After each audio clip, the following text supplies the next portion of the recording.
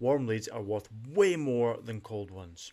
Welcome back to day 10 of the Daily Reps podcast with your host Brendan. Today we're going to talk about why warm leads, a bit of marketing talk, why warm leads are worth way more and why you should be nurturing your warm leads and why they're better than trying to get cold leads with paid ads and all the rest of it.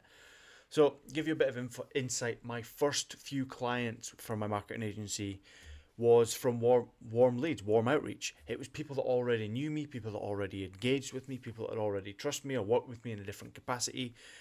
And I not leveraged, well, yeah, leveraged that relationship to be able to offer a new service, offer something different to them, offer them something new. And because they already knew, liked, and trusted me, and they knew who I was and the kind of person I was, and they were much more receptive and open to hearing something else. So this is why in your business, especially in your own business, whatever it is, maybe it's a service-based business, maybe you sell products, it doesn't really matter what it is. Um, Particularly if it's a service-based industry and it's something that you could offer time and time again. Maybe you're a massage therapist, maybe you offer haircuts, maybe you offer whatever it is, any treatment at all, any, maybe you're a chiropractor, maybe you're in finance. Again, it really doesn't matter. Maybe you sell houses and they just keep coming back to buy houses from you because they like you. So it's easier to keep your old clients than it is to convert and bring in new ones. So um, your past clients have already worked with you, they already know you, it's already convenient them to come to you because they know who you are, they don't have to go through the awkward startup phase of starting a new relationship with you and trying to understand how to talk to you, how to be around you, that awkward social stage that we all try and shy away from because some people just you may be a little bit socially awkward or whatever it is. So it's easier to engage with people you already know. So all these clients need is a little nudge. So that's how I took one of my clients who's in the sports injury and massage therapy niche, and I basically engaged all of his contact list in an email, and it's one of the projects we worked on together, and it nearly doubled his revenue for the month just by doing that one thing, just by reminding your customers that you're there, offering them a bit of value, a bit of a discount to return, and he was leaving thousands on the table every single month from doing that.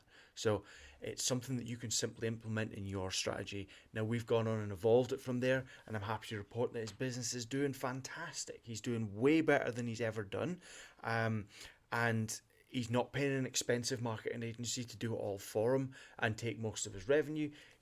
He's implementing systems that's going to serve him long term, and he's going to be able to earn more and continue doing that. And I'm still working with him today, so he's obviously happy months and months down the line. So next point we want to talk about, again, cold leads.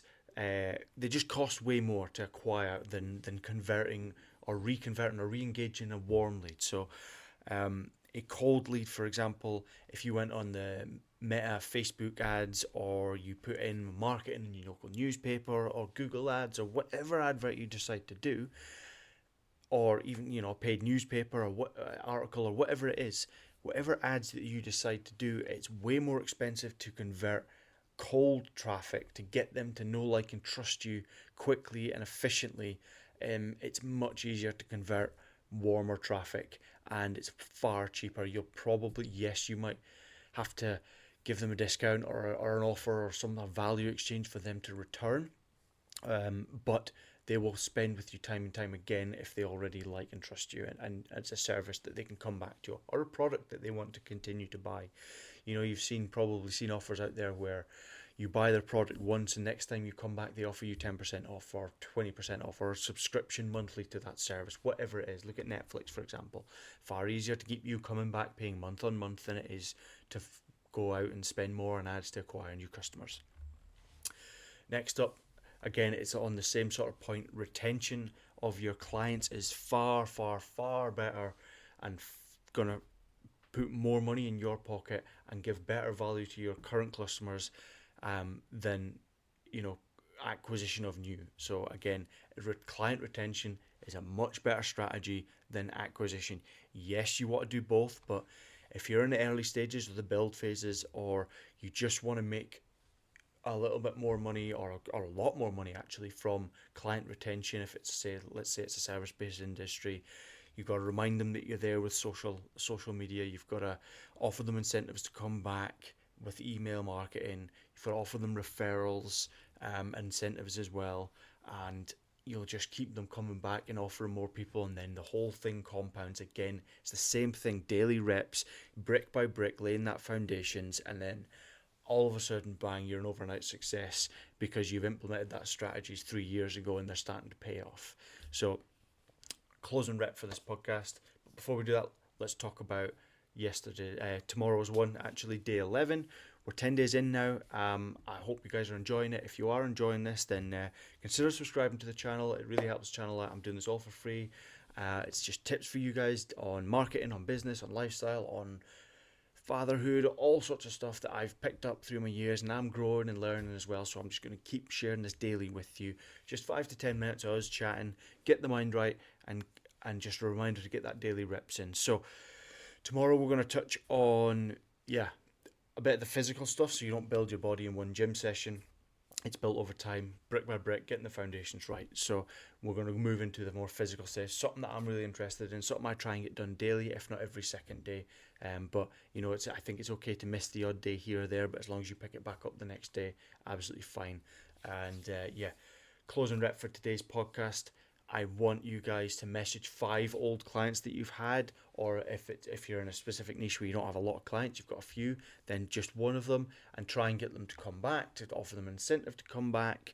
Again, you're leaving a lot of money on the table if you're not re-engaging with them and telling them that, hey, remember about me, come back and I'll give you 10%, 20%, whatever offer you want to put together that works for you still. It's still got to work for you, but you're leaving a lot of money on the table. And remember, every customer that you have could potentially refer 10 more.